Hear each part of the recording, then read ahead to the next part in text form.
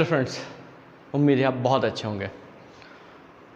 बहुत पहले की बात है, किसी राज्य में एक राजा था। उस राजा को पशु पक्षियों को पालने का, जानवरों को पालने का बहुत शौक था। वह बहुत प्रेम से उन्हें रखता था, उनकी बहुत सेवा करता था। एक बार राजा एक जंगल में गया। उसके साथ में उसके सिपाही थे, मंत्री थे, सैनिक थे। वे वन विहार कर रहे थे, वहाँ घूम रहे थे। राजा को बहुत मज़ा आ रहा था। शाम का समय था। राजा जब अपने कैंप में वापस आया तो उसी समय राजा के एक विश्वसनीय सेवक, उनके मंत्री आए और बोले, महाराज मैं आपके लिए कुछ गिफ्ट लाया हूँ। राजा खुश हुए। उन्होंने बताओ। उस मंत्री ने उन्हें बाज के बच्चों का एक जोड़ा दिया।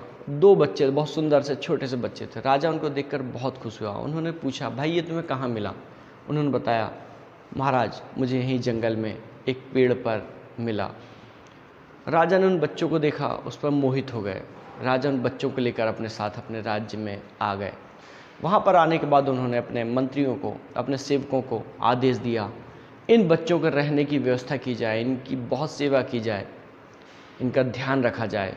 ये बच्चे मुझे बहुत पसंद हैं। राजा की आज्ञा अनुसार उन बच्चों के लिए व्यवस्था कर दी गई। उनकी महल के भीतर ही पेड़ था। उस पेड़ पर उनके लिए घोंसला बना दिया गया, जहाँ पे बच्चे रहते थे। बच्चे वहाँ रहने लगे।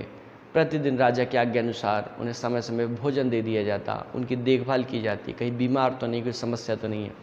राजा भी प्रतिदिन आता, उन बच्चों को दूर से देखता, खुश होता, चला जाता। अब राजा की दिनचर्या में शामिल हो गया उन बच्चों को निहारना, उन बच्चों को देखना। समय बीतता गया, बच्चे बड़े होने लगे। एक दिन एक सेवक आया, बोले, महाराज एक खुशखबरी है। राजा ने बोले, क्या? महाराज आज बच्चों ने उड़ना प्रारंभ कर दिया। आज बच्चे घोंसले से निकलकर उड़ रहे थे। राजा बच्चों के समान खुश हो गया, फुदक उठा। वह निकल कर आया। उसने देखा कि वे दोनों बच्चे उड़ना सीखे थे और थोड़ा सा अपने घोंसले से उड़े, वापस अपने घोंसलों में आके बैठ गए। राजा को बहुत अच्छा लगा। अब राजा रोज़ आता, रोज़ उन बच्चों को देखता, बच्चे उड़ते, वे वहाँ पर वापस घोंसले में जाते। राजा उनको रोज़ देखता, इस प्रकार बहुत प्रसन्न था। लेकिन एक दिन राजा का एक ध्यान गया एक बात पर। उन्होंने देखा उन 2 बच्चों में से एक बच्चा तो बहुत दूर तक उड़ जाता है, बहुत दूर तक घूमता रहता है, लेकिन जो दूसरा बच्चा है घोंसले से निकलता उड़ता, लेकिन कुछ दूर तक उड़ता है और वापस घोंसले में आके बैठ जाता है।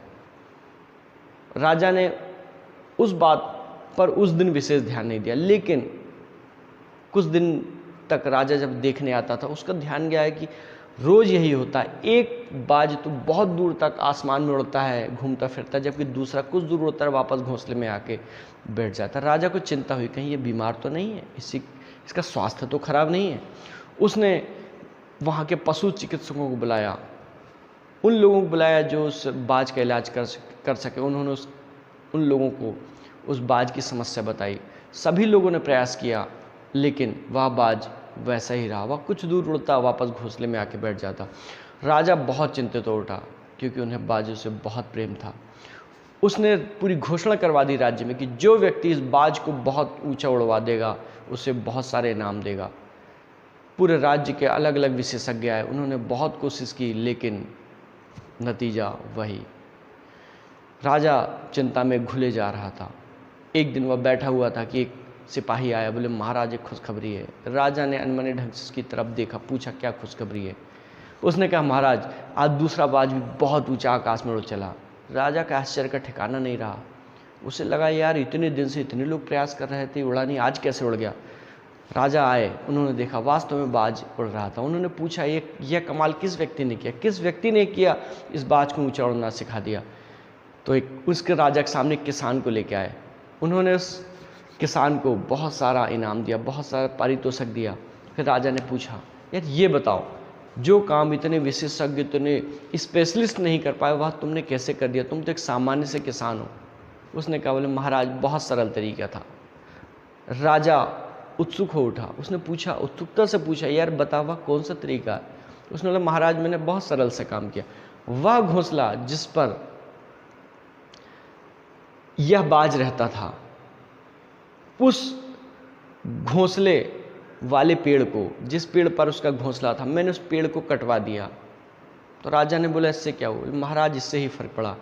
इस बाज को वापस अपने घर आने की आदत थी। यह वापस घूमता रहता था और वापस अपनी जब इसको घर की याद आती थी तो अपने घोंसले में आ जाता था। तो मैंने वह पेड़ ही कटवा दी जिस पे घोंसला था, मैंने इसका घर खत्म कर दिया, मैंने इसका कंफर्ट जोन हटा दिया। जैसे ही मैंने इसका कंफर्ट जोन हटा दिया, इसके पास अब वापस लौटने का कोई विकल्प नहीं बचा। फाइनली इसे मजबूरी में उड़ना पड़ा और यह अपनी शक्तियों को पहचान कर ऊंचे आकाश में चला गया। राजा बहुत खुश हुआ और उसने उसके किसान को इनाम दिया, वह चला गया। दोस्तों, यही होता है, हमारे पास भी बाज के जैसे सीमित ताकत होती है, लेकिन हम हमारे कंफर्ट जोन से नहीं निकलना चाहते और एक अपने दायरे में बंध के रह जाते हैं। एक बार आप भी अपने कंफर्ट जोन से बाहर निकलिए, आप अपने घोंसले से बाहर निकलिए, आप भी बाज के जैसे बहुत ऊपर उड़ चलेंगे। फिर मिलूंगा ऐसे ही अनुभव के साथ। थैंक यू, नमस्कार। प्रेरक प्रसंगों और कहानियों को पढ़ने के लिए अवश्य पढ़ें मेरी पुस्तक सफलता की सोच, जो कि अमेज़न पर उपलब्ध है। इसका लिंक नीचे डिस्क्रिप्शन बॉक्स में दे दिया गया है। Thank you.